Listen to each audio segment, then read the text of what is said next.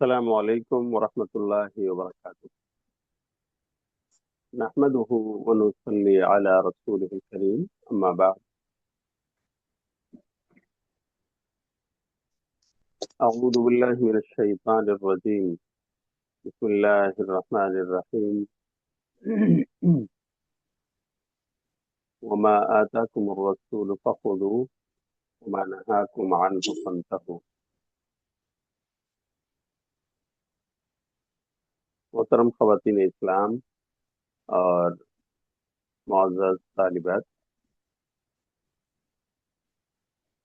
الحمدللہ مختصر صحیح بخاری میں ان دنوں ہم کتاب العلم سے گزر رہے ہیں۔ کتاب الایمان کے بعد جو دوسرا چیپٹر ہے کتاب العلم، اس کے ابواب الحمدللہ ہم سن رہے ہیں اور ان میں موجود احادیث کی تفسیر و تشریح سے ہم آگاہی حاصل کر رہے ہیں۔ پچھلے درس میں چند ابواب اس کے پڑھے گئے تھے، جس میں بات آئی تھی کہ پیارے نبی صلی اللہ علیہ وسلم نے ایسے لوگوں کے لیے دعا فرمائی جو پیارے نبی کی حدیث کو سنیں، ازبر کر لیں، یاد کر لیں اور پھر وہ پیغام دوسروں تک پہنچائیں۔ کہ ہو سکتا ہے جن تک یہ پیغام پہنچایا جا رہا ہے وہ اس بات کو دوسروں تک پہنچانے میں زیادہ ایکٹیو ہو اور زیادہ سے زیادہ لوگوں تک اللہ کے رسول کی یہ بات پہنچ سکے۔ تو پیارے نبی نے کہا ایسا انسان تر و تازہ رہے، اللہ اسے ہرا بھرا رکھے، ہے نا۔ تو نبی کی یہ دعا ہمیں حاصل کرنے کی کوشش کرنی چاہیے۔ جو پیارے نبی صلی اللہ علیہ وسلم کی باتیں سیکھ کر سمجھ کر اسے دوسروں تک پہنچانے کا عزم کر لے، انشاءاللہ اس کی زندگیوں میں خوشیوں کی بہاریں آئیں گی، وہ ہرا بھرا اور سرسبز و شاداب رہے گا۔ یہ پیغام ہے پیارے نبی کی حدیث۔ اسی طرح یہ بات آئی تھی کہ پیارے نبی صلی اللہ علیہ وسلم نے بتایا کہ انسان کی جان اللہ کی نگاہ میں قابل احترام ہے، انسان کی عزت و آبرو قابل احترام ہے، کسی انسان کا کمایا ہوا مال بھی قابل احترام ہے۔ تو نہ تو کسی کے عزت و آبرو پر کیچڑ اچھالنا چاہیے اور نہ ہی کسی کے مال کو ناحق غصب کرنا یا چوری کرنا چاہیے، اور اسی طرح سے کسی کو ناحق قتل کرنے سے بچنا چاہیے۔ یہ سب گناہ کبیرہ ہیں۔ پیارے نبی نے مثال دیتے ہوئے فرمایا کہ جس طرح 10 ذی الحجہ محترم ہے اور یہ یعنی ذی الحجہ کا 10واں دن، اور جیسے یہ شہر مکہ محترم ہے اور جس طرح ذی الحجہ کا مہینہ محترم ہے، کیونکہ ان حرمت والے مہینوں میں سے ایک ہے جس کو اللہ نے محترم کہا ہے، ایسے ہی انسان کی عزت و آبرو محترم ہے، اس کا مال اور اس کی جان محترم ہے، اس کا پاس و لحاظ ہم میں سے ہر ایک کو کرنا چاہیے، اور اس طرح سے سماج سوسائٹی میں امن و شانتی برپا ہوگی اور لوگ خوش و خرم اپنے اللہ کی عبادت کر سکیں گے۔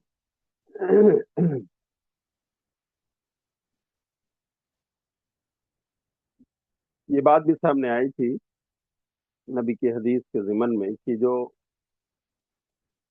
شخص اللہ تعالیٰ اس سے بھلائی کا ارادہ کرتا ہے تو اس کو دین کی سمجھ دیتا ہے، دین کی فقاہت عطا فرماتا ہے۔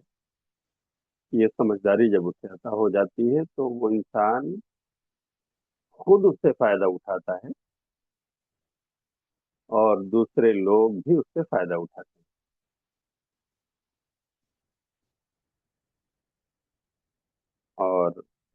ایک باب یہ بھی آیا تھا کہ علم و حکمت ایسی چیزیں ہیں جس کے بارے میں رشک کیا جانا چاہیے.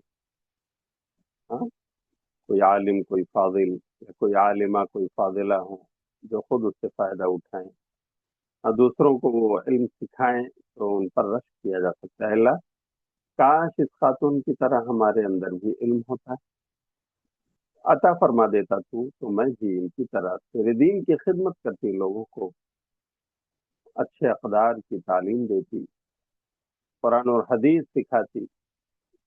تو اس طرح کسی عالمہ فاضلہ پر دوسری بہنیں رشک کر سکتی ہیں، یا کسی عالم فاضل بھائی پر کوئی دوسرا بھائی رشک کر سکتا ہے. رشک کا مطلب یہ ہے کہ اللہ تعالیٰ جس طرح انہیں دیا ہے تو نے یہ نعمت ہمیں بھی عطا فرما. اور حسد کیا ہے؟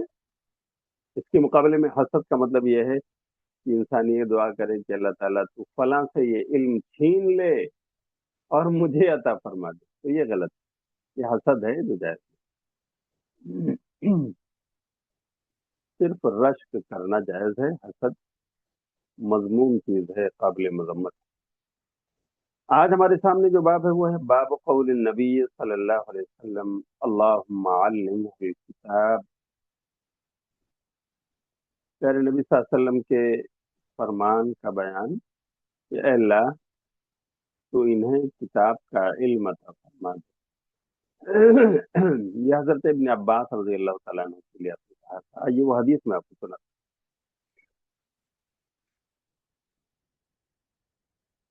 عن ابن عباس رضی اللہ عنہما قال ضمني رسول الله صلى الله عليه وسلم وقال اللهم علمه الكتاب. حضرت ابن عباس رضی اللہ تعالیٰ عنہ سے روایت. ابن عباس یہ نبی صلی اللہ علیہ وسلم کے پیارے چچا حضرت عباس کے بیٹے عبداللہ، اور نبی صلی اللہ علیہ وسلم ان سے بڑا پیار کرتے تھے، اور یہ بھی نبی صلی اللہ علیہ وسلم کے ساتھ لگے رہتے تھے علم دین حاصل کرنے کے لیے. آپ کی صحبت میں وقت گزارتے تھے، دین سیکھتے تھے. تو نبی صلی اللہ علیہ وسلم نے کہا آپ کے لیے دعا فرمائی. خود ابن عباس بیان کرتے ہیں، کہتے ہیں ضمنی رسول اللہ صلی اللہ علیہ وسلم، نبی صلی اللہ علیہ وسلم نے مجھے اپنے سینے سے لگایا. اصل میں یہ بچے تھے عبداللہ بن عباس، ہے نا. نبی صلی اللہ علیہ وسلم کی وفات کے وقت ان کی عمر جو ہے کچھ 11-12 سال تک تھی،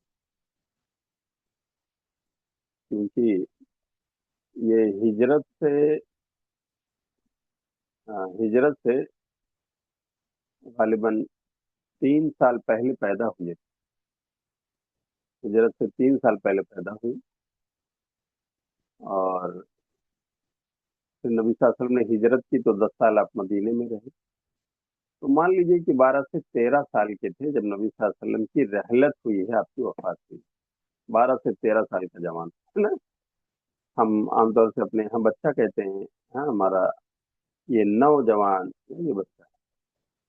تو ابن عباس کہتے ہیں کہ پیارے نبی صلی اللہ علیہ وسلم نے مجھے اپنے سینے سے لگایا، جیسے لوگ بچوں کو اپنے گلے سے یا سینے سے لگاتے ہیں. وقال، اور آپ نے دعا فرمائی اللہم علمہ الکتاب، کہ اللہ تو اس بچے کو اپنی کتاب کا علم عطا فرما دے.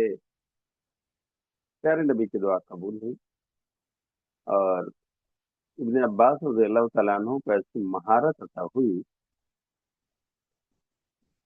کہ جب نبی صلی اللہ علیہ وسلم رحلت فرما گئے تو مسجد نبوی میں ابن عباس رضی اللہ تعالیٰ عنہ کتاب اللہ کی تفسیر کرنے کے لیے، درس دینے کے لیے بیٹھے، اور بڑے بڑے صحابہ کرام آ کر کے آپ کا درس سنتے تھے، آپ سے قرآن کی تفسیر جو ہے سیکھتے تھے.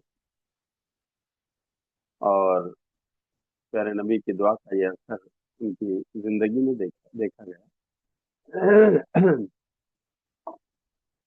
حضرت ابن عباس کو حبر الامہ کہا گیا. उम्मत के बड़े आलिम दीन है ना, नबी सल्लल्लाहु अलैहि वसल्लम की दुआ था। तो इसे पता चलता है कि हमें एक दूसरे को दुआ देना चाहिए, बुजुर्गों को अपने। हाँ, बच्चे जो हैं वो पोते हो सकते हैं, नवासे हो सकते हैं, पोतियां हो सकती हैं, नवासियां हो सकती हैं, है ना।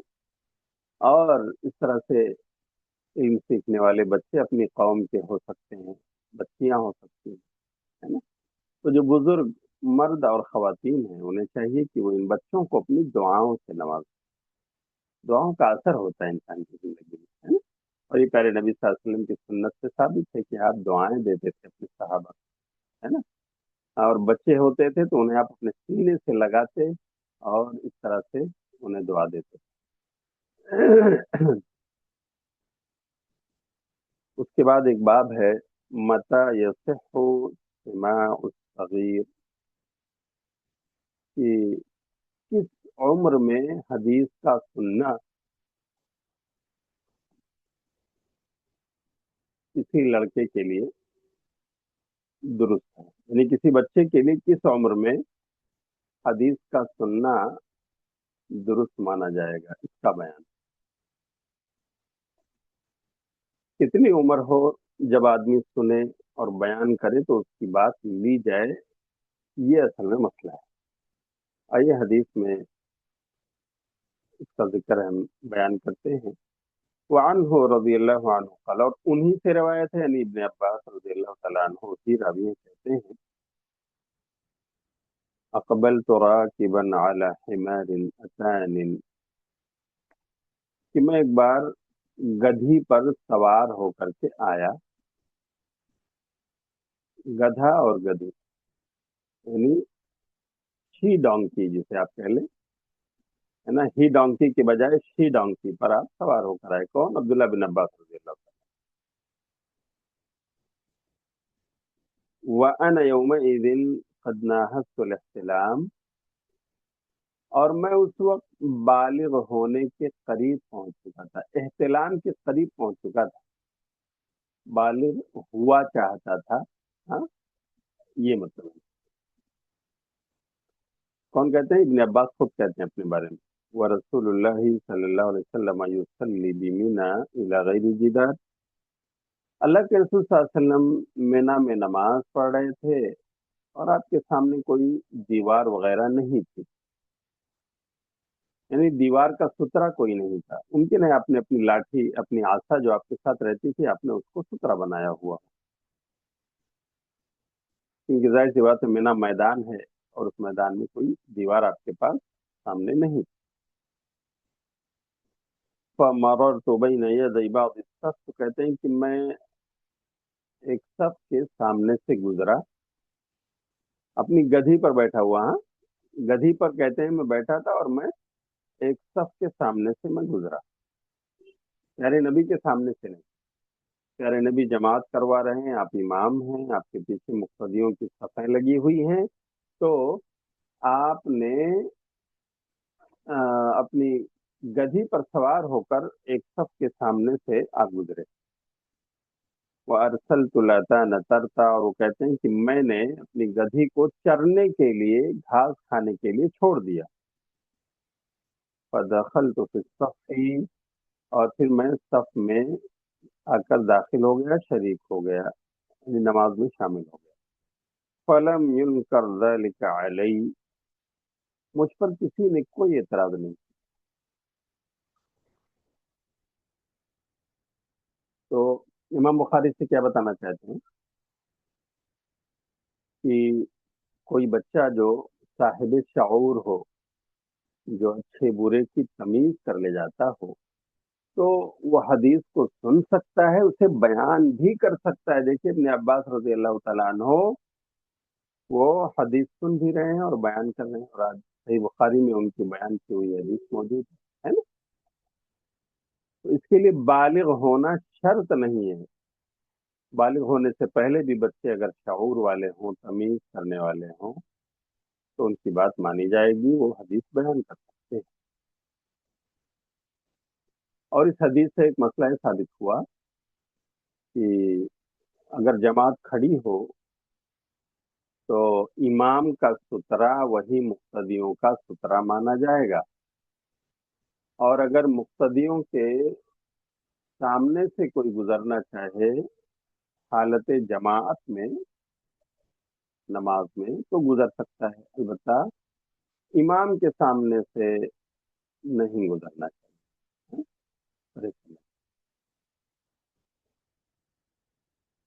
لیکن مقتدیوں کے سامنے سے گزرنے کی اجازت موجود ہے۔ خود ابن عباس اپنی گدھی کے ساتھ سوار ہو کر کے گزرے اور دوسری طرف لے جا کر اپنی سواری کو انہوں نے چرنے کے لیے چھوڑ دیا گھاس پھوس میں، اور پھر نماز میں شامل ہو گئے۔ یہ مسئلہ بہت سارے لوگوں کو نہیں پتا ہوتا ہے۔ دیکھو، اگر ایک خاتون اکیلے نماز پڑھ رہی ہو، سنت فرض جو بھی، یا ایک مرد اکیلے نماز پڑھ رہا ہو، سنت یا فرض ہے نا، اس کے سامنے اگر سترا رکھا ہوا ہے تو سترے کے باہر سے آدمی گزر سکتا ہے، لیکن اس مرد یا خاتون کے سامنے سترا نہیں ہے تو اس کے سامنے سے نہیں گزرنا چاہیے، وہ اپنی انفرادی نماز پڑھ رہا ہے۔ لیکن اگر نماز جماعت سے ادا ہو رہی ہو، ہاں، تو امام کے سامنے سے نہیں گزرا جائے گا، البتہ صفوں کے بیچ میں سے گزرنے کی ضرورت پڑے تو جائز۔ یہی مطلب ہے سترۃ الامامی سترۃ المصلی، امام کا سترہ وہ نماز پڑھنے والے کے لیے بھی سترہ مانا جاتا ہے۔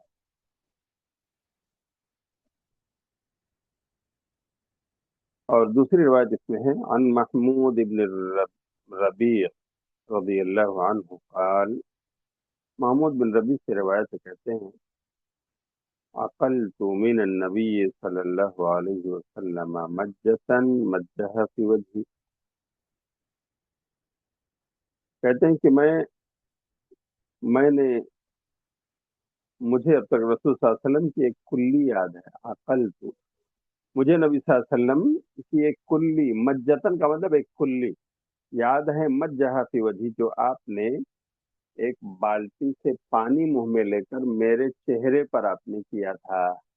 ان کہہ رہے ہیں محمود بن ربیع، بچے تھے وہ انا ابن 5 سنین، اور کہہ رہے ہیں کہ میں اس وقت 5 سال کا تھا، میں 5 سال کا تھا تو نبی صلی اللہ علیہ وسلم نے ایک بکٹ سے، ایک بالٹی سے پانی لے کر اور پھر میرے اوپر میرے چہرے پر آپ نے کلی کیا، مجھے یاد ہے نا۔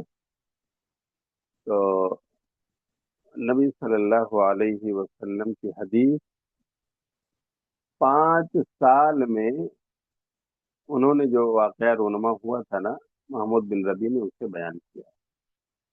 اب 5 سال کا بچہ اگر صاحب شعور ہو، ہے نا، اس میں یادداشت ہو اور وہ حدیث کو سن لے تو سن سکتا ہے، وہ ذکر کی محفلوں میں درس میں بیٹھنا چاہے تو بیٹھ سکتا ہے نا۔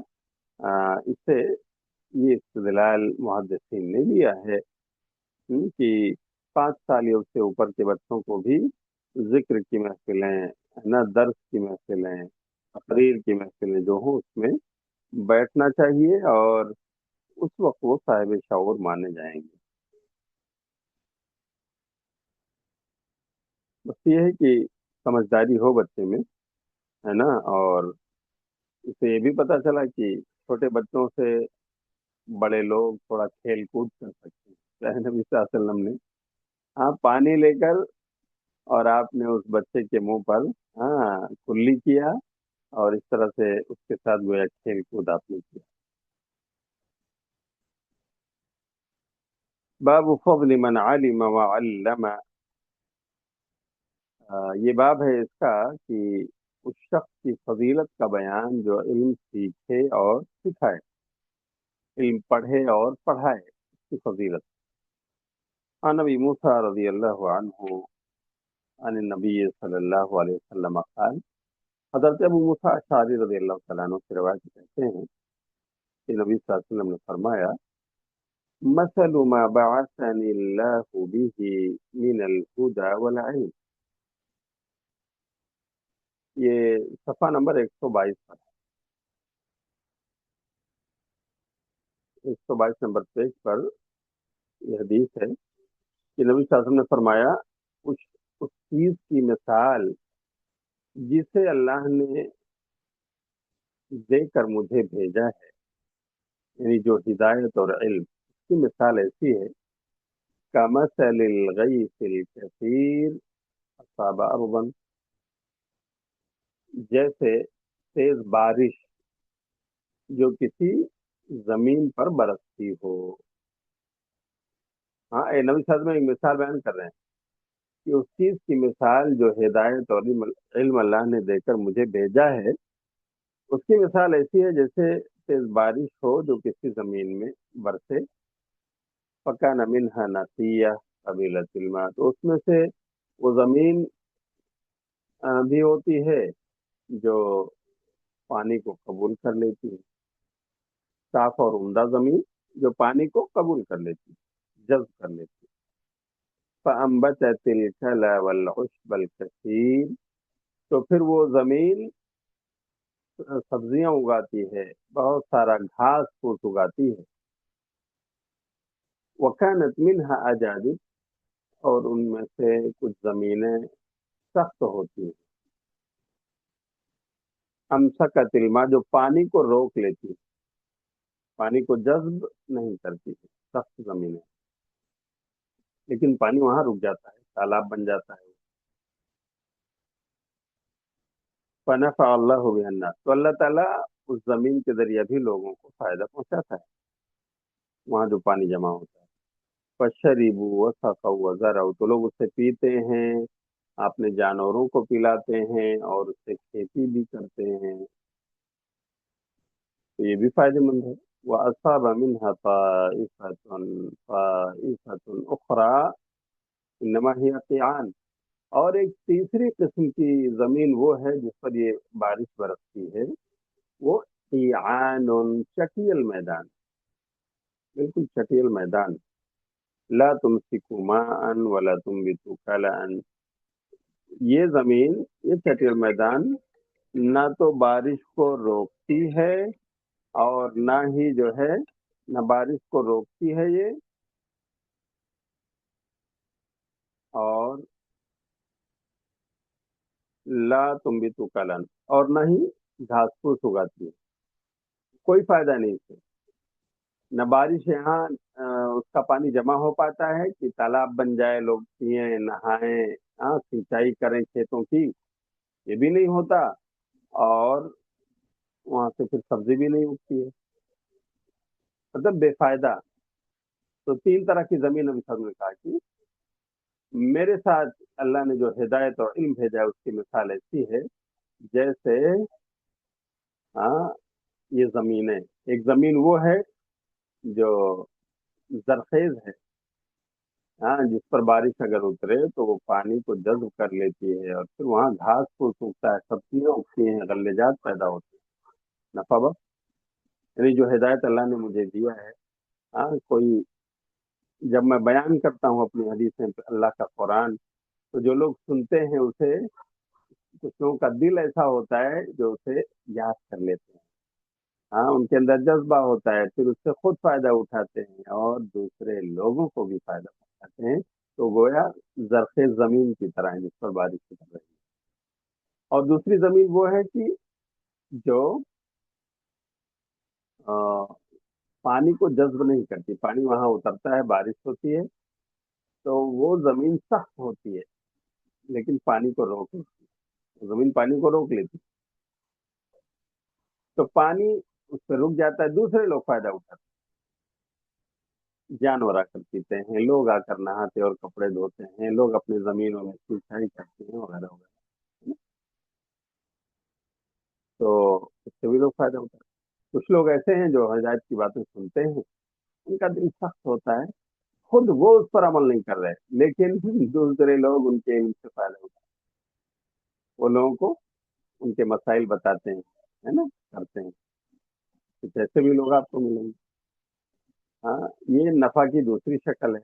और तीसरे किस्म के लोग वो हैं जो बिल्कुल चटियल मैदान की तरह होते हैं, जिस पर बारिश तो बरसती है लेकिन ना वहाँ पानी रुकता है, ना वहाँ घास उगती है, बिल्कुल छठेल मैदान है वो। हाँ, तो कुछ ऐसे लोगों को भी वाजो नसीहत की बातें प्यारे नबी सुनाते हैं, या आपकी बात उन तक पहुंचती है, जो बिल्कुल उसे ना कबूल करते हैं, ना दूसरों को फायदा पहुंचाते हैं, ना खुद फायदा उठाते, ना दूसरों को फायदा पहुंचाते। बिल्कुल छठेल मैदान की तरह होता है। नबी शास्त्रम ने मिसाल बयान की।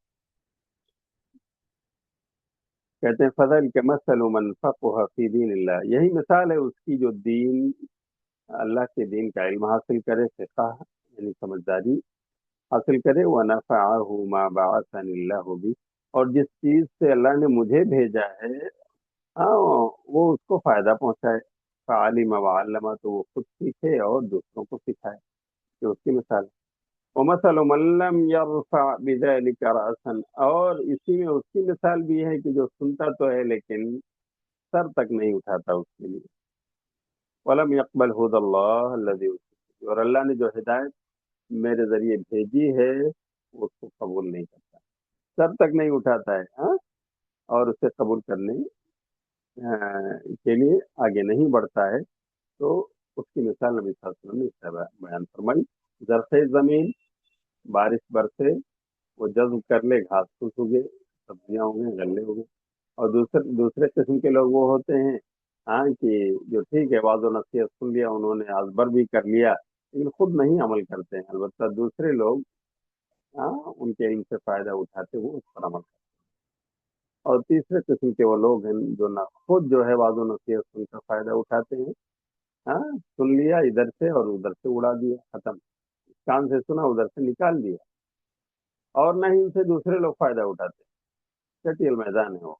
ये नबी सल्लल्लाहु अलैहि वसल्लम ने एक मिसाल बयान फरमाई, और इमाम बुखारी ने इसके लिए बाब बांधा है, उस शख्स की फजीलत का बयान जो इल्म सीखे और सिखाए, है ना। प्यारे नबी ने कितनी बेहतरीन मिसाल बयान फरमाई है, जो आज हम अपनी निगाहों से देख रहे हैं अपने समाज में। हाँ, किस किस तरह के लोग हैं। कुछ ऐसे लोग हैं जिन पर पूरा कुरान उड़ेल दीजिए, सुना दीजिए, कुछ शब्द से मत होने वाले नहीं। और कुछ लोग ऐसे हैं कि ठीक है, एक आध आयतें भी आप उन्हें सुना दीजिए तो उनका दिल नरम हो जाता है ना। और कबूल कर लेते हैं। कुछ लोग ऐसे हैं जो बाकायदा इसके लिए वक्त निकालते हैं, सीखते हैं, अजबर करते हैं, हिफ्ज करते हैं, दूसरों को फायदा पहुंचाते हैं, है ना। तो ये मिसालें प्यारे नबी सल्लल्लाहु अलैहि वसल्लम ने बयान फरमाई और कहा कि इसमें साहिब इल्म की फजीलत है, वो ये उजरखे जमीन की तरह है। उसके बाद एक बाब है, बाब रफ़इल इल्मी व ज़ुहूरिल जहली, दुनिया से इल्म उठ जाएगा और जहालत आम हो जाएगी, का बयान।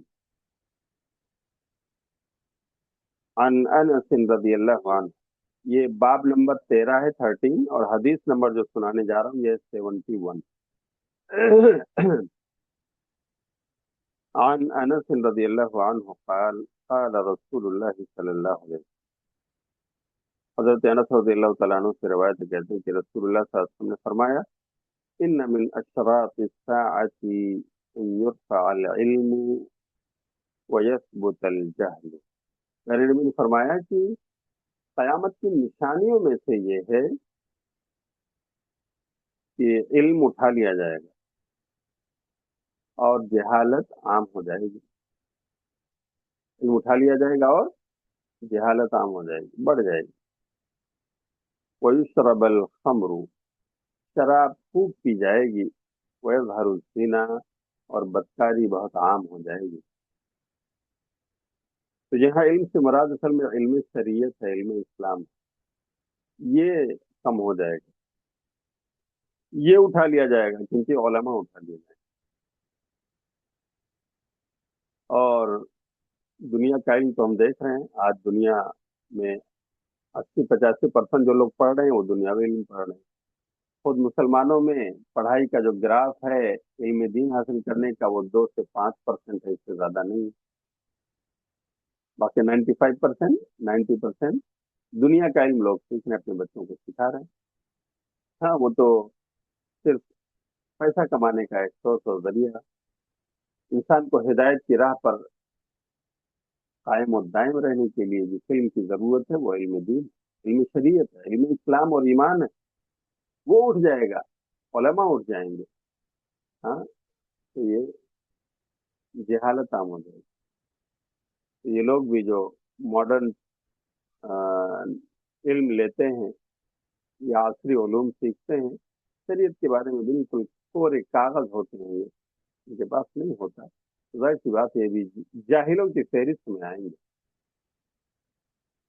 تو پیارے نبی کے کہنے کا مطلب یہ کہ علم دین اٹھا لیا جائے گا اور جہالت عام ہو جائے گی. قیامت سے پہلے شراب بہت عام ہو جائے گی، پھیل جائے گی، بکثرت لوگ پئیں گے. اور پھر ظاہر سی بات ہے، شراب پینے کا نتیجہ یہ ہوگا کہ زنا بہت عام ہو جائے گا اور اس میں لوگ گرفتار ہو جائیں گے. وعنہ رضی اللہ عنہ قال، اور حضرت انس ہی سے روایت وہ کہتے ہیں رضی اللہ عنہ وارضا، لأحدثنكم حدیثا لا يحدثكم احد بعدی.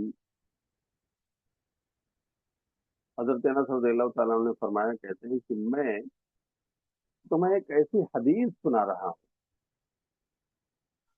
کہ میرے بعد تمہیں وہ حدیث کوئی نہیں سنائے گا. ان کہہ رہے ہیں حضرت انس رضی اللہ، سمعت رسول اللہ صلی اللہ علیہ وسلم یقول، میں نے اللہ کے رسول صلی اللہ علیہ وسلم کو فرماتے ہوئے سنا. حضرت انس سے کیا فرماتے ہوئے سنا؟ من اشراط الساعة ان يقل العلم ويظهر الجهل. قیامت کی نشانیوں میں سے ہے کہ علم کم ہو جائے گا، قلیل ہو جائے گا، یعنی علم دین. ويظهر الجهل، اور جہالت عام ہو جائے گی، پھیل جائے گی. ويظهر الزنا، بدکاری ظاہر ہوگی، یعنی زناکاری عام ہو جائے گی. وتکثر النساء، عورتیں بہت زیادہ ہو جائیں گی، عورتوں کی تعداد بہت زیادہ ہوگی قیامت سے پہلے.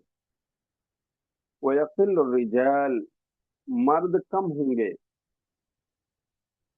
حتى يكون ل50 امرأة القيم الواحد، مرد کم ہوں گے، عورتیں اتنی زیادہ ہوں گی کہ 50 امراتن کا مطلب 50 عورتوں کے لیے ایک ذمہ دار اور ایک کفیل ہوگا، کمانے والا کھلانے والا.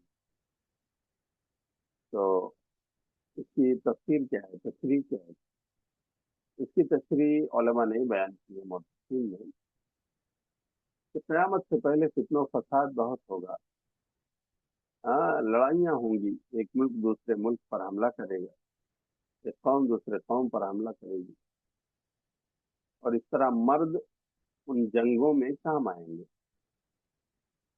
مردوں کی موت ہوگی اور عورتیں بچ جائیں گی. تو ظاہر سی بات ہے، آٹومیٹیکلی عورتوں کی تعداد بڑھ جائے گی. مرد کم ہو جائیں گے تو آٹومیٹک عورتیں ان کی کثرت ہو جائے گی. اس طرح معاملہ ہو جائے گا کہ 50 عورتوں کا ذمہ دار ایک ہے.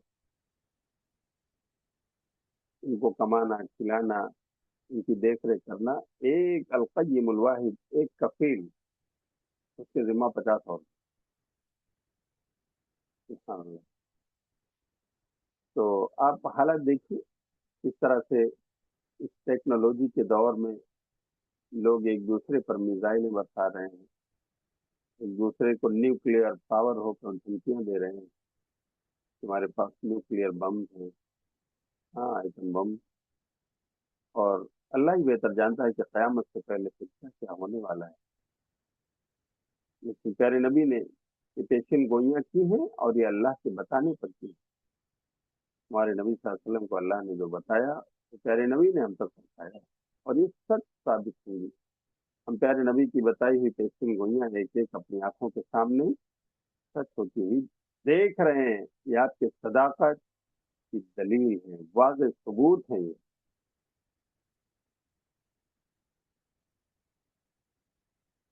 باب فضل العلم، علم کی فضیلت کا بیان.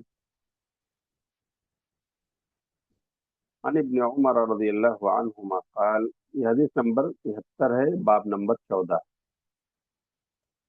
حضرت عبداللہ بن عمر رضی اللہ تعالیٰ عنہ سے روایت کہتے ہیں،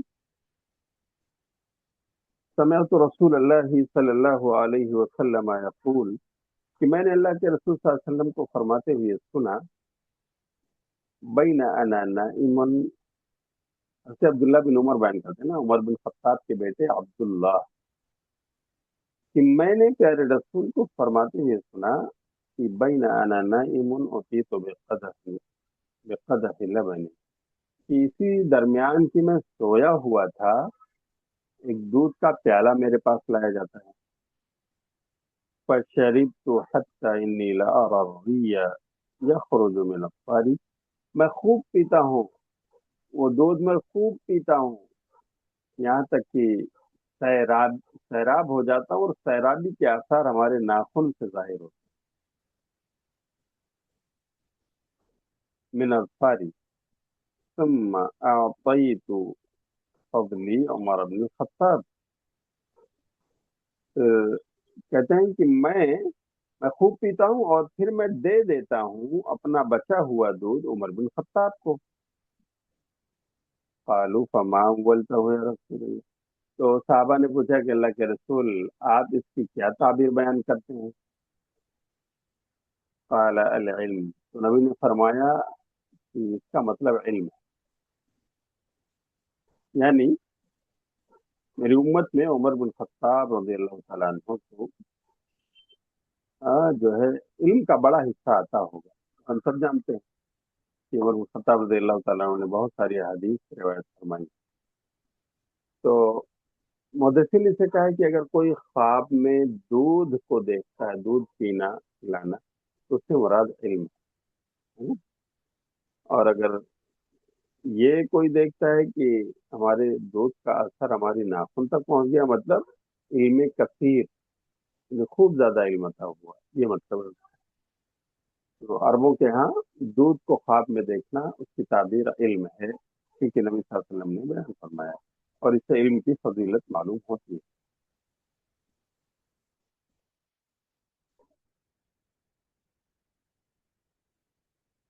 اس کے بعد ایک باب ہے، باب الفتیہ وهو واقف علی الدابہ وغیرہ، کہ سواری وغیرہ پر سوار ہو کر فتویٰ دینے کا بیان، سواری پر سوار ہو کر کیا دینے کا بیان؟ فتویٰ دینے کا بیان۔ ایک تو ایک آدمی بیٹھا ہوا ہو اور فتویٰ دے، ہے نا، ایک آدمی سواری پر ہو اور اس سے پوچھا جائے اور اس کا جواب دے۔ یہ باب نمبر 15 ہے اور حدیث نمبر 74 ہے۔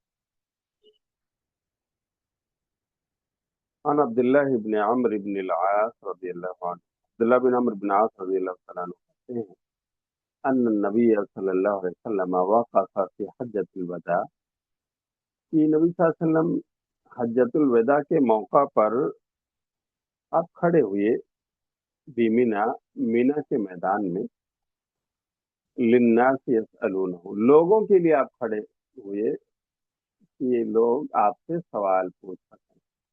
لیکن یہ جو ہے نا کہ آپ کھڑے ہوئے مینا میں، تو اپنی سواری پر آپ تھے، اپنی سواری پر آپ کھڑے ہوئے۔ فجاءہ رجل فقال، ایک آدمی آپ کے پاس آئے اور پوچھا، لم اشعر فحلفت قبل ان اذبح، کہ اللہ کے رسول مجھے نہیں معلوم تھا تو میں نے پہلے اپنے بال چھلا لیے آج، یعنی 10 ذی الحجہ کو، اور ابھی میں نے قربانی نہیں کی، قربانی سے پہلے میں نے اپنا بال چھلا لیا، ہے نا۔ فقال اذبح ولا حرج، تو نبی نے کہا کہ ٹھیک ہے، جاؤ ابھی ذبح کر لو، قربانی کر لو، کوئی حرج نہیں۔ فجاء آخر فقال، تو ایک دوسرا آدمی آیا، کہنے لگا، لم اشعر فنحرت قبل ان ارمی، مجھے نہیں معلوم تھا اللہ کے رسول، تو میں نے پہلے قربانی کر لی اور میں نے ابھی تک کنکری نہیں ماری، لم ارمی، کنکری مارنے سے پہلے قربانی کی۔ قال ارمی ولا حرج، تو آپ نے کہا ٹھیک ہے، جاؤ ابھی کنکری مار لو، کوئی حرج کی بات نہیں۔ فما سئل النبی صلی اللہ علیہ وسلم عن شيء قدم ولا اخر الا قال افعل ولا حرج. تو راوی کہتے ہیں کہ نبی صلی اللہ علیہ وسلم سے جو بھی سوال کیا گیا اس وقت کہ یہ ہم نے پہلے کر لیا یہ بعد میں کر لیا، تو آپ نے یہی جواب دیا افعال والا، جاؤ ابھی کر لو، کوئی حرج کی بات. تو خواتین میں آپ کو ایک بات بتا دوں، دیکھیے یہ حج کا موسم چل رہا ہے، یہ حدیث اسی سے ریلیٹڈ ہے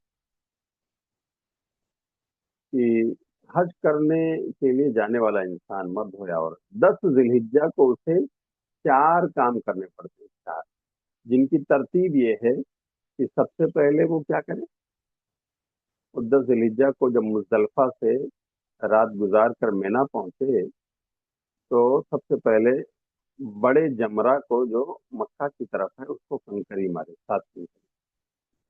پہلا کام یہ ترتیب میں بتا رہا ہوں. 4 کام کرنے ہیں 10 ذی الحجہ کو. پہلا کام کنکری مارنا ہے، دوسرا کام قربانی کرنا ہے، تیسرا کام بال کو چھیلنا یا مونڈنا ہے، اور چوتھا کام طواف افاضہ کرنے کے لیے یا طواف حج جس کو کہتے ہیں کرنے کے لیے مکہ مکرمہ جانا ہے، تو وہاں طواف. یہ 4 کام ہیں، ان کی ترتیب یہ ہے نا، رمی جمرات کنکری مارنا، اور پھر الذبح یعنی قربانی، اور پھر الحلق و تقصیر یعنی بال کھلانا یا مونڈنا، اور پھر کیا ہے زیارت الکعبہ، طواف الزیارہ، طواف الحج.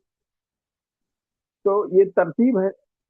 لیکن اگر ان چاروں کاموں میں سے ترتیب کے اعتبار سے کچھ الٹ پلٹ ہو جائے، پہلے کنکری مارنا تھا نہیں مارے، پہلے قربانی کر دی ہے نا، اور قربانی کے بعد حلق کرنا چاہیے تھا، بال مڈانا چاہیے تھا، اور بالوں کو جو ہے قربانی سے پہلے مڈا لیے ہے نا، وغیرہ.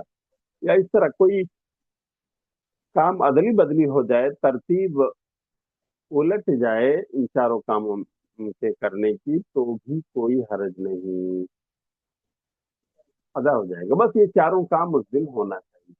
ہاں صرف طواف حج یا طواف زیارہ یا طواف افاضہ جسے کہتے ہیں نا، 3 نام ہے. 10 ذی الحجہ کو جو طواف کیا جاتا ہے کعبہ کا، مکہ کا، مکہ میں خانہ کعبہ کا، تو اس کے 3 نام ہیں. طواف حج بھی کہتے ہیں، طواف زیارہ بھی کہتے ہیں، اور طواف افاضہ بھی کہتے ہیں.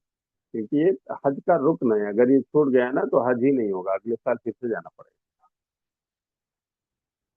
تو اس طرح سے یہ جو ہے طواف افاضہ 10 ذی الحجہ کو کیا جاتا ہے. لیکن اگر 10 ذی الحجہ کو کوئی نہیں جا سکتا، باقی 3 کام کر لیے، کنکری مار لیا جمرہ کبریٰ کو، اور کیا کہتے ہیں پھر حلق کر لیا، قربانی کر لیا، یہ تینوں کام ہو گئے، اور آدمی نہیں جا سکا طواف کعبہ کے لیے، تو کوئی بات نہیں. طواف افاضہ یا طواف حج کے لیے ایک فلیکسیبل ٹائم، 10 کو آپ جا سکتے ہیں 10 کو کر لیجیے، نہیں جا سکے تو 11 کو چلے جائیے، 11 کو کر کے آ جائیے ہے نا. لیکن وہاں سے طواف کر کے پھر مینا آنا ہے، رات یہاں گزارنی، مبیت مینا اس کو کہا جاتا ہے. تو 10 کو نہیں گئے تو 11 کو جا کے کر لیں، 11 کو بھی نہیں جا سکے 12 کو جا کے کر لیں، 12 کو بھی نہیں کر سکے 13 کو جا کے کر لیجیے ہے نا، کوئی بات نہیں، بعد میں بھی طواف افاضہ ہو سکتا ہے.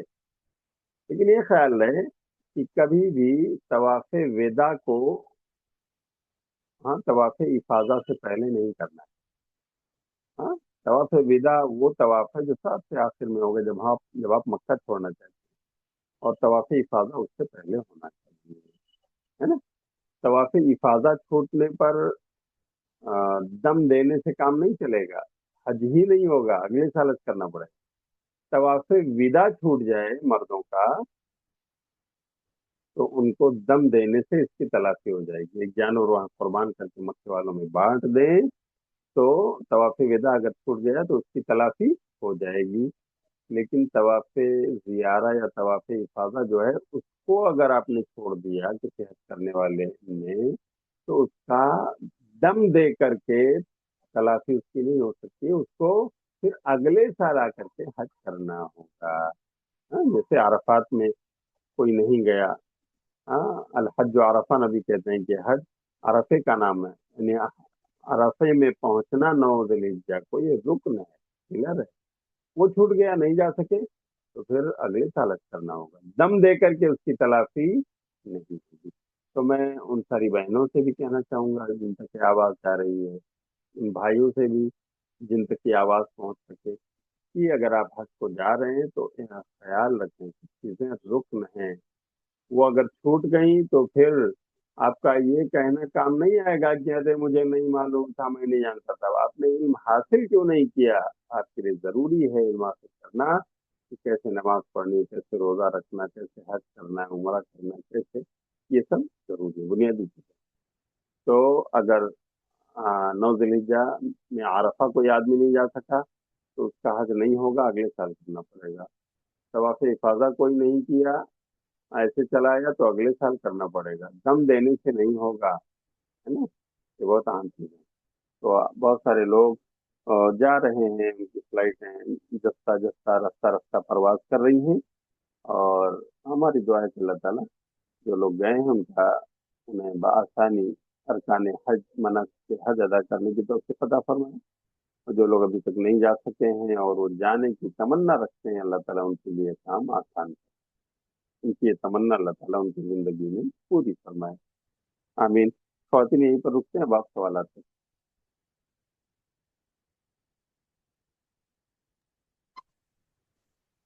जज़ाकल्लाहु खैरन कसीरा शेख।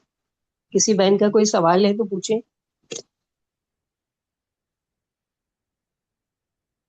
किसी को कोई सवाल करना है? कितनी बहनें जुड़ी हुई हैं अफरोज आपा? ये अभी तो 29 है, कभी अच्छा, 35 भी हो जाते हैं, कम ज्यादा होते रहते हैं। अच्छा, दो दो 29। तीन मरतबा से क्लास रेगुलर नहीं हो पा रही है ना, हाँ हाँ। उसकी हाँ, वजह अभी से थोड़ा नहीं। सा कुछ छुट्टियों का भी सिलसिला है, लोग इधर हम्म, उधर बच्चों के साथ घूमने वगैरह भी निकले हैं, या रिश्तेदारियों में, ये भी अभी हाँ था। इसलिए भी। किसी का कोई सवाल नहीं है? मैंने जी, हज के फराइज में अरफात में रुकना और तवाफ इफाजा है, और कुछ है मतलब जिनके छूटने पे दोबारा हज करना पड़ेगा?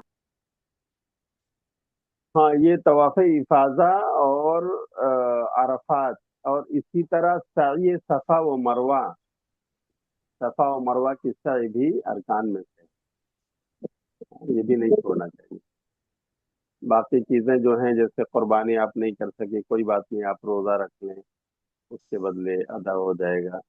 हाँ, या मीना में रात गुजारनी थी, नहीं गुजार पाए, तो आप उसके बदले कुर्बानी कर दें, अलग से दम दे दें, तो जो है तलाफी हो जाएगी, वगैरह वगैरह, है ना। लेकिन ये अरफात छूट गया, तवाफ़ इफाजा छूट गया, साई सफ़ा और मरवा छूट गया, तो ये अरकान है, इसको छूटने पर तलाफी नहीं होगी। दम देने से अगले साल इंसान को हज करना पड़ेगा।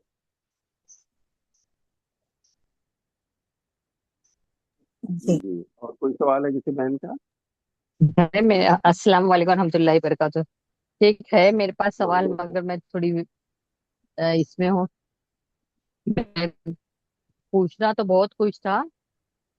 हाँ हाँ, जी बोलिए बहन। तो अभी जि- इसके रोजे के बारे में भी था, और मेरा ना थोड़ा सा वितर के बारे में भी थोड़ा और कुछ पूछना था। अगर थोड़ा मैं हाँ, परेशान हूँ इससे, मैं बाद में नेक्स्ट वीक वापस पूछती हूँ। अच्छा ठीक है बहन, कोई बात नहीं। या मेरी आवाज आप जा रही है? हाँ, आवाज आ रही है। आप ऐसा कीजिए, अफरोज आपा के पास भेज दीजिए अपना सवाल रिकॉर्ड करके या लिख कर, और मैं उसे रिकॉर्डिंग के जरिए भेज दूंगा, और अफरोज आपा आपको भेज देंगे, है ना। ऐसा नहीं।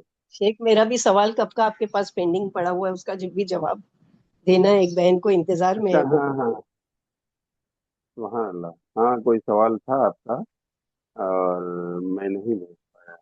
ये ठीक है, जी, उसको फिर से भेज दीजिए। हाँ, तो हम्म, उसकी उसे रिकॉर्डिंग भेज दीजिए। भेज दीजिए, तो वो बहन का जरूरी है वो सवाल, हाँ हाँ, कि यहाँ पर तो नहीं जी पूछ जी जी। सकते। हाँ हाँ, वो सवाल ऐसा था जिसके बारे में हम असल में डिस्कस करना चाहते थे अपने जी। उलमा साथियों से। हम्म। गालिबन निकाह के बारे में था वो, है ना। जी जी जी। हाँ ठीक है, याद आया। तो मैं उसे ज़रा डिस्कस कर लेता हूँ, क्योंकि वो मसला ऐसा है जो थोड़ा सा है, काबिल बहस है वो, है ना, जी, तो क्योंकि करके मुझे रिकॉर्डिंग उसकी जवाब भेज दीजिएगा तो मैं उसको बता दूंगी अच्छा इंशाल्लाह। ठीक, अच्छा, ठीक और है किसी मैडम। बहन का कोई सवाल है?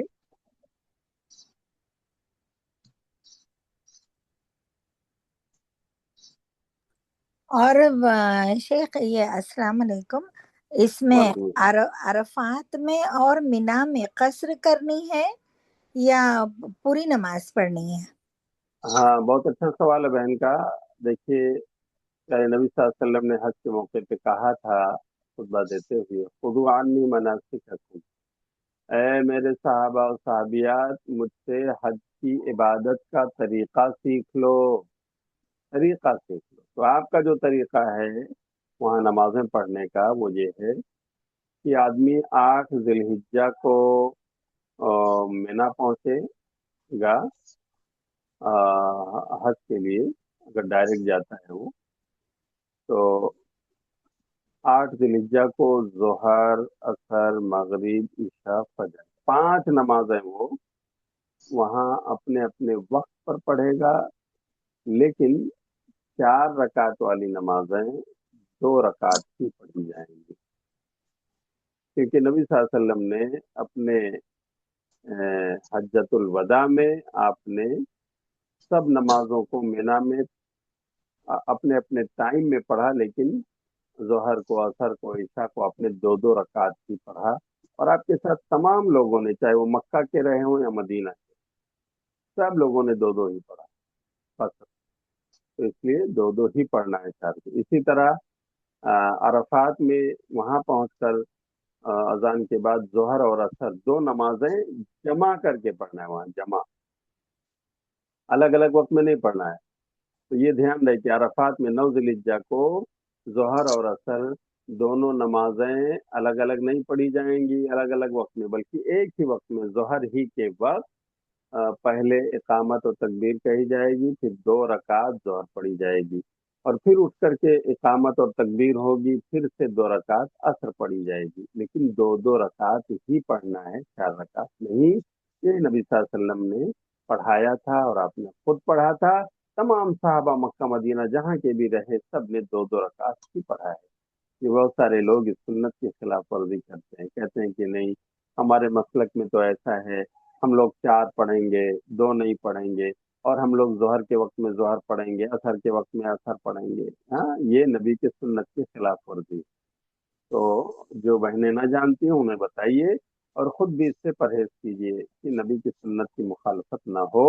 बल्कि नबी ने जैसा किया है, हाँ, कि जमा भी किया है आपने अरफात में जोहर असर को, और आपने 2 2 रकात ही पढ़ा है, वैसे ही पढ़ी। अच्छा, फिर देखिए, मैं एक मिसाल देता हूँ, नबी के इताअत के बगैर हमारा अमल कैसे कबूल होगा। और हज में देखिए, इताअत रसूल जगह जगह छलकती है। जहाँ अल्लाह की तौहीद के नारे हम बुलंद करते हैं, वहीं नबी की इताअत का हम दम भरते हैं। तो ये चीज़ भी हमें हज में नजर आती है कि अरफात में हम जोहर से लेकर के फिर मगरिब तक रहते हैं, जोहर असर पढ़ने के बाद सिर्फ अल्लाह से दुआ मांग रहे हैं, तौबा इस्तिग़फ़ार कर रहे हैं, वगैरह वगैरह, रो रहे हैं, गिड़गिड़ा रहे हैं। और मगरिब तक कहा गया है वहां पे रहना है। मगरिब यानी सूरज डूब जाए, तो उसके बाद वहां से मुज़दलिफा निकलना है। यानी मगरिब की नमाज पढ़े बगैर, हालांकि टाइम हो गया अरफा में मगरिब का, लेकिन मगरिब मत पढ़िए, निकलिए यहाँ से, कहाँ जाइए, मुजल्फा जाइए। अब बहुत सारे भाई वहीं पे मगरिब पढ़ने लगते हैं, कहते हैं कि नहीं, हमारे मसलक में ये है, अभी टाइम हो गया है तो हम मगरिब यहीं पढ़ेंगे। नबी की सुन्नत आवाज दे रही है कि ए लोगो, नबी के हज का तरीका सीख लो। उसमें ये है कि यहाँ अरफात में मगरिब तक रहना तो है, लेकिन मगरिब की नमाज यहाँ नहीं पढ़नी है। यहाँ से सफर करके मुजल्फा जाना है, वहां पहुंच करके मगरिब और इशा दोनों को जमा करना है, एक वक्त में, इशा के वक्त में वहां पढ़ेंगे। अजान के बाद पहली तकबीर और इकामत होगी तो मगरिब की नमाज पढ़ेंगे 3 रकात, और फिर उठ करके इकामत और तकबीर कहेंगे, और फिर 2 रकात, सिर्फ 2 रकात इशा पढ़ेंगे, 4 नहीं 2, और जमा भी करेंगे मगरिब और इशा। ये नबी की सुन्नत है। 4 रकात वाली तमाम नमाजें 2 रकात ही पढ़ना है पूरे सफर के दौरान। अगर आप हैं तो इल्ला ये कि आप हरम में नमाज पढ़ रहे हो, मक्का में मस्जिद हराम में इमाम के पीछे पढ़ रहे हो, तो इमाम जितना पढ़ेंगे उतना ही आपको पढ़ना। अगर वो 4 पढ़ा रहे हैं तो आपको भी 4 ही पढ़ना, क्योंकि आप मुक्तदी हैं। लेकिन यहाँ पर मिना में, अरफात में, है ना, आ, आप हो या जो भी वहाँ के लोग हों, हत्ता कि वहाँ के इमाम भी वही 2 रकात ही पढ़ाते हैं। तो उस दिन जाते हैं ना अरफात में खुतबा देने के लिए, वो इमाम भी 2 ही रकात पढ़ाते हैं जोहर, और फिर उठ करके फिर 2 रकात असर पढ़ाते हैं, जमा कराते हैं।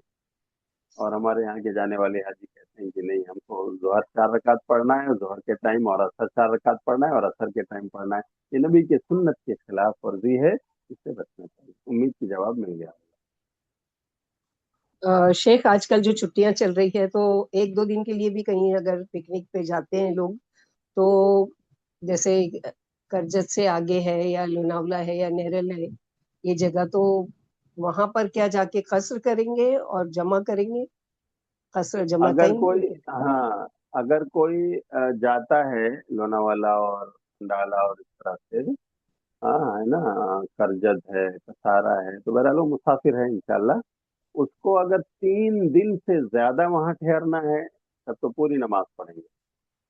लेकिन अगर 3 दिन से कम ठहरने का इरादा है तब फिर वो 2 वक्त की नमाज जमा भी कर सकते हैं, जोहर असर के दरमियान, मगरिब इशा के दरमियान, और 4 रकात वाली नमाज को 2 ही रकात पढ़ेंगे।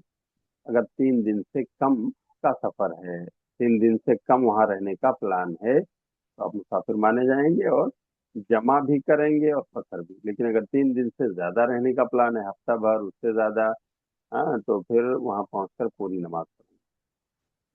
इंशाल्लाह। उम्मीद की जवाब मिली। जज़ाकल्लाह खैरन कसीरा, बारकल्लाह फीक। और किसी अस्सलाम का कोई वालेकुम। सवाल है? हाँ, अस्सलाम वालेकुम रहमतुल्लाहि वबरकातुहू। वालेकुम वालेकुम अस्सलाम। अस्सलाम। जी, मुझे ये पूछना था कि गए साल हमारे एक पहचान वाले हज को गए थे, तो वो जमरात में तीसरे दिन, शायद दूसरे दिन जाते वक्त भटक गए थे। तो असर के बाद वो उससे पहले ही करना था, शायद उनको ऐसा लग रहा है कि पहुंचते पहुंचते लेट हो गया था कंकरी के लिए, तो उन्होंने दम नहीं दिए थे। तो आज उनको ऐसा लगता है शायद मुझे दम देना चाहिए था, या लेट हो गया है। वो कंफ्यूज है कि लेट तो नहीं हो गया या कुछ, तो क्या करना चाहिए? अभी हो सकता है दम अभी देना कैसा ये रहेगा, या फिर क्या ये करेंगे? दूसरे दिन की ये दूसरे दिन की बात है ना? जी जी, पहले दिन तो हो गया था, दूसरे तीसरे दिन की हाँ, बात कुछ।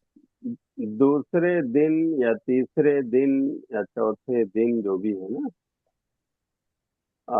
उन दिनों में कंकरी मारने का टाइम जोहर के बाद शुरू होता है, यानी जवाल के बाद, जी जी। और ये मगरिब तक रहता है। लेकिन उलमा ने कहा है कि आजकल भीड़ भाड़ ज्यादा है, शुरू होगा हम्म जोहर के बाद, लेकिन हम्म, इसको कोई रात में भी मारता रहे फजर से हाँ, पहले तक, तो भी उसकी कंकरी मानी जाएगी।